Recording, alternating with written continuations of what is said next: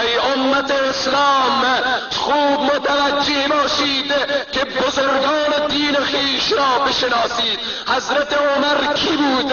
حضرت عمر کسی بود که قرآن می فرماید ما کان لنبی ان یکون له اسرا حتی یسخن فی الارض تریدون عرض الدنیا والله یرید الاخره. سبحان الله. حضرت عمر کسی بود که تمام فاتح، تمام کشورهایی که فتح شد در زمان خلافت حضرت عمر، شام و سوریه و بالآخره تا نزدیک فارس و این ایرانی که در کنار ماست و این کشورهای آسیایی، همه از برکت حضرت عمر مسلمان شدند. سبحان الله. آیا من و شما علل خصوص باید برادران ایرانی ما باید قدر این نعمت را بدانند، چون امروز از برکت عمر کلمه میگند. سبحان الله. حضرت عمر چه شخصیتی بود؟ در زمان خلافت حضرت عمر لشکر ساریه در ایران می جنگید، لشکر ساریه در فارس می جنگید. حضرت عمر در مدینه منوره روی منبر ایستاده بودند. ناگه در وسط خطبه صدا می کنند یا ساری الجبل، ای ساری متوجه کوه باش. سبحان الله. آیا به دست عمر موبایل بود؟ آیا حضرت عمر پشت اینترنت نشسته بود؟ آیا در پیش روی عمر کدام اسباب و وسایل ظاهری بود؟ سبحان الله. از کرامتهای حضرت عمر همه صحابه تعجب کردند که حضرت عمر چی میگوید یا ساری الجبل. زمانی که لشکر مسلمین سرزمین فارس را فتح کردند و ساریه در مدینه منوره برمیگردد، صحابه میروند ای ساریه ما ندانستیم فلان روز حضرت عمر تو را صدا کرد در وسط خطبه. ساریه چی میگوید؟ میگوید در دامنه‌های کوه فارس ما میجنگیدیم با دشمنان. در آن لحظه صدای حضرت عمر به گوش من رسید که ای ساریه کوه را متوجه باش. زمانی که متوجه کوه شدم که دشمن از پشت کوه میخواهد بر ما حمله ور شود، فدای تو شم ای عمر که از مدینه منوره سرزمین فارس را متوجه می شدید. فدای تو شم ای عمر که رأی تو با رأی الله موافقت دارد.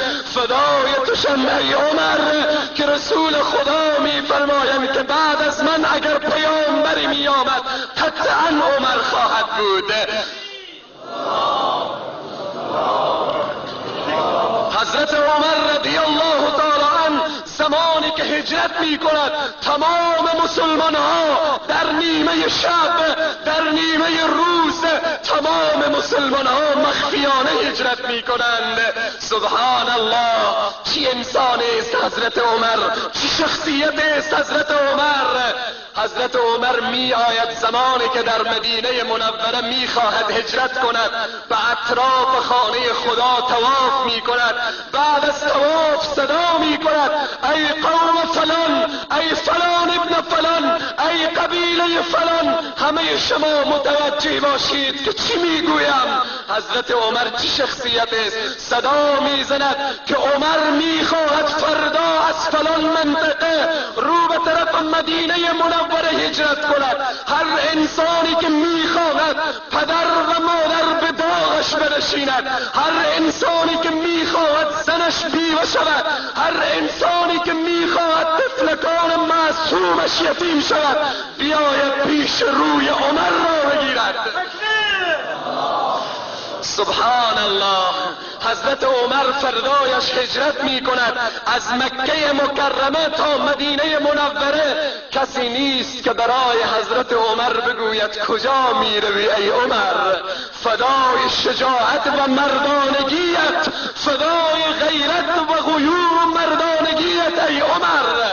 پس دشمنان اسلام بدانند و متوجه باشند و خوب اون پنبه های غفلت را از گوش بیرون کنند که هیچ وقت پیروان عمر، پیروان ابوبکر، پیروان عثمان، پیروان حضرت علی رضوان الله تعالی علیهم اجمعین برای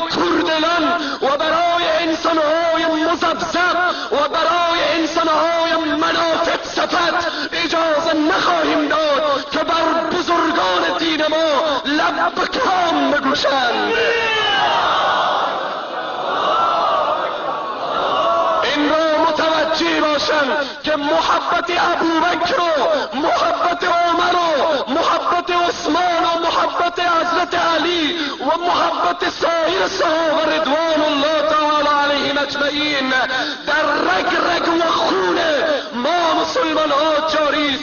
به والله قسم خون ما از بدن ما بیرون می شود، محبت صحابه رسول خدا بیرون نخواهید شد.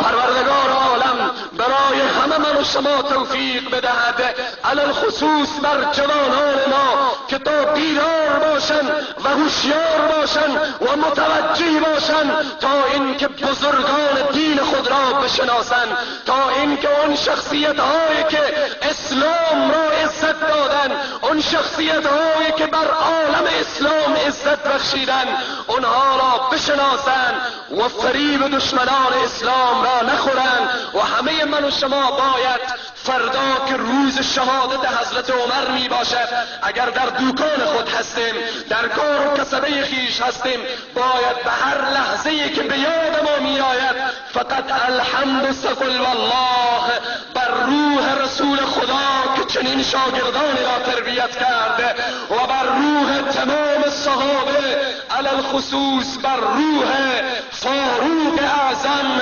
خلیفه دوم اسلام رضی الله تعالی عنه ببخشیم. همه من و شما با این جمعیت بزرگ امروز نفر یک الحمد ثقل الله با روح مردان خدا میبخشیم. بسم الله الرحمن